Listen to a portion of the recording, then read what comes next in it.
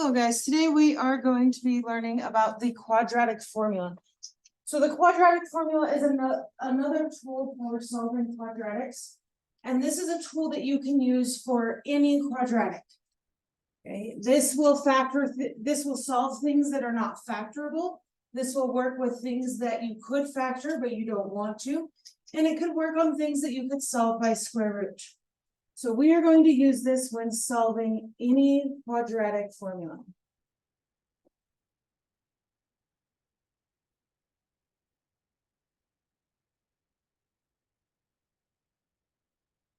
The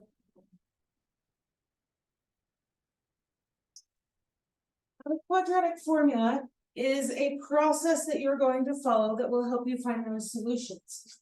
It works really great for big numbers and things that just don't factor nicely, as we'll see in some of our answers. So the quadratic formula is found using this process, and it was something that somebody noticed as they were factoring repeatedly. They started noticing this pattern that works every time. So to do this, you're going to need to know A, B, and C from our equations, and then you're going to plug them in. Our formula that we're using to find our answer is negative B plus or minus B, the square root of B squared minus 4 times A times C, all over 2A. So you should recognize this part from the other day. This is the discriminant. And this is why the discriminant matters, because it's in the square root. If I'm square rooting a positive number, I'm going to get two answers, the plus or minus of that square root.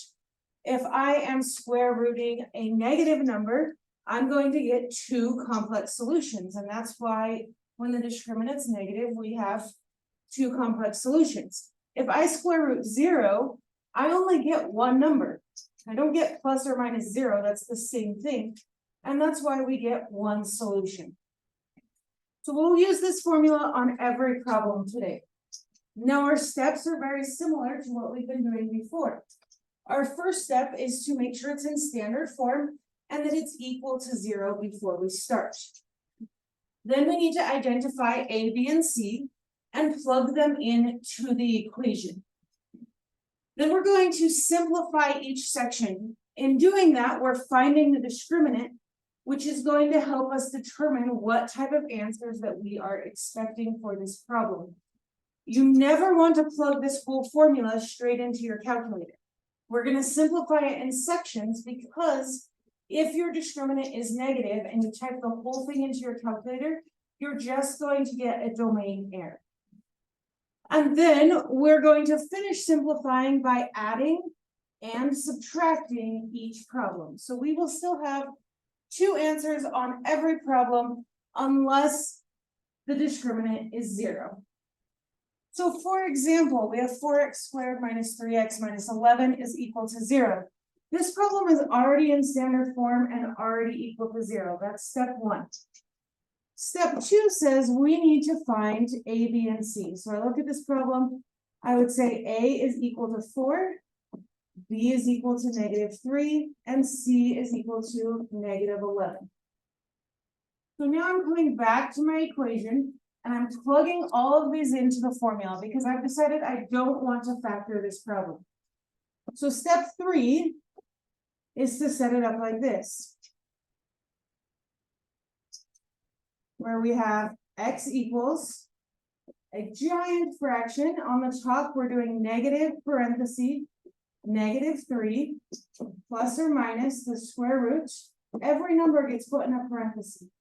-3 squared minus 4 times 4 times -11.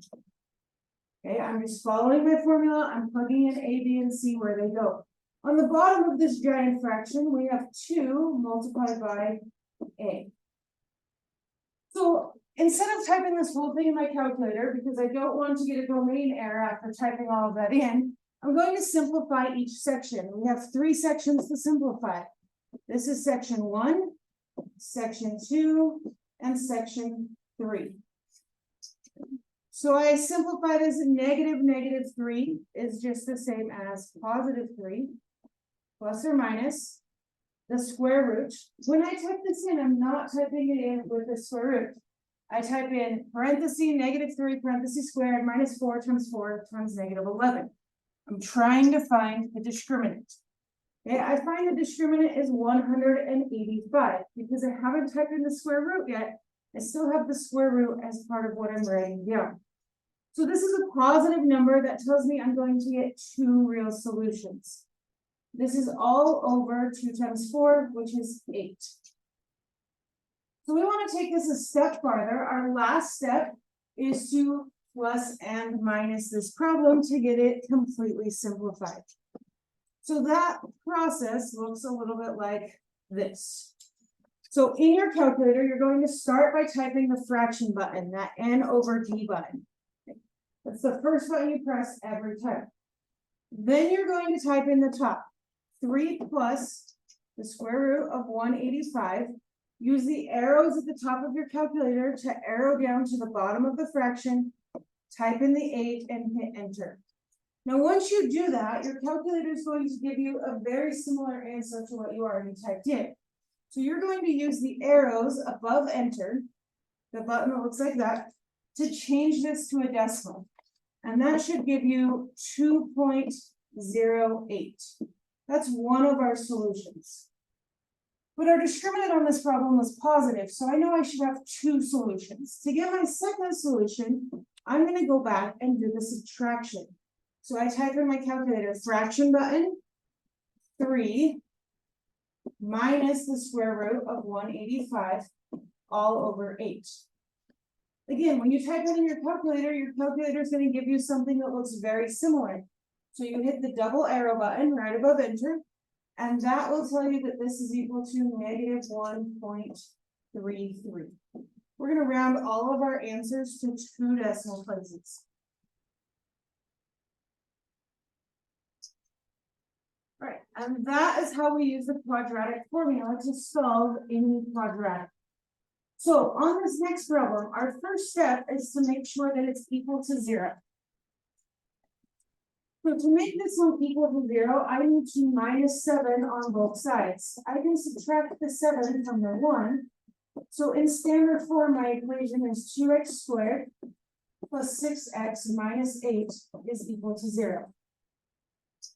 Okay. I do not have to worry about GCF on these problems. I can just go straight into A, B, C. A is 2, B is equal to 6, C is equal to -8. Then I can plug it into my equation. We have x equals negative. That negative is always part of the equation, even if B isn't negative. Parentheses 6 plus or minus the square root of 6 squared minus 4 times 2 times -8. Okay, that's all in the square root. That entire top piece is over 2 times A, which is 2. So our next step again is to simplify each section. A reminder, our sections are this part, underneath the square root, without typing in the square root, and then the bottom of the equation. So now I get x equals -6 plus or minus the square root of 100 all over 4. So I'm going to type this into my calculator. Remember, we have to type it in twice, and we always start with the fraction button. If we don't start with the fraction button, when we get to the fraction button, it will only put part of the equation in a fraction. So that's why you want to press that button first. So you type in -6 plus the square root of 100 over 4, and that should give you 1. Then you type it in again, -6 minus the square root of 100 all over 4, and that is equal to -4. Our 2 solutions are 1 and -4. So that's one that we probably could have factored pretty easily, but we're still able to use the square root method, or the quadratic formula.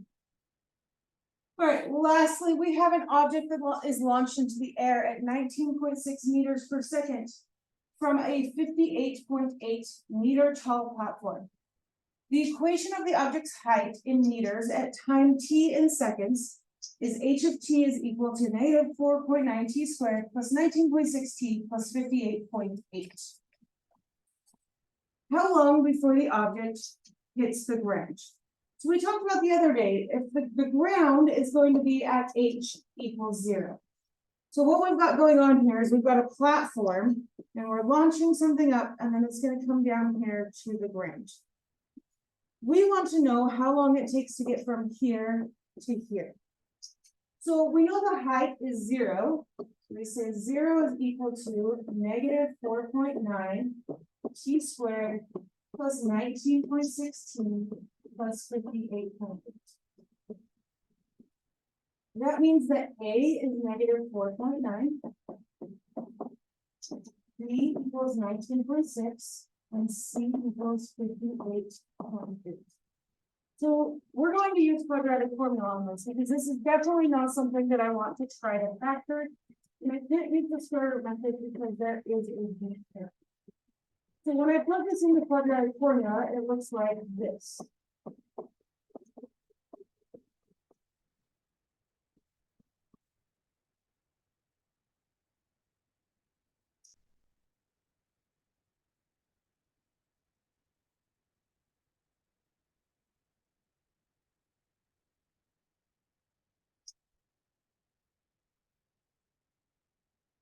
So then I simplify it in sections. One last time, this is a section, underneath the square is a section, and this is a section. And I type that each piece into my calculator. I get x equals negative 19.6 plus or minus the square root of 1,536.64 all over negative 9.8. So now I'm going to type that into my calculator. I need to type it in 2 times. And I type it in with the add. Okay, when I type it in with the add, I get negative 2. I type it in again, this time with the subtract. Okay, I'm not going to write this again because I'm running out of room. But if I type it in with the subtract this time, I get 6 seconds. Now, because we're dealing with a real life problem, we have to decide which one of these answers best fits our solution. So I would say that x equals 6 seconds because we're not going to have negative term.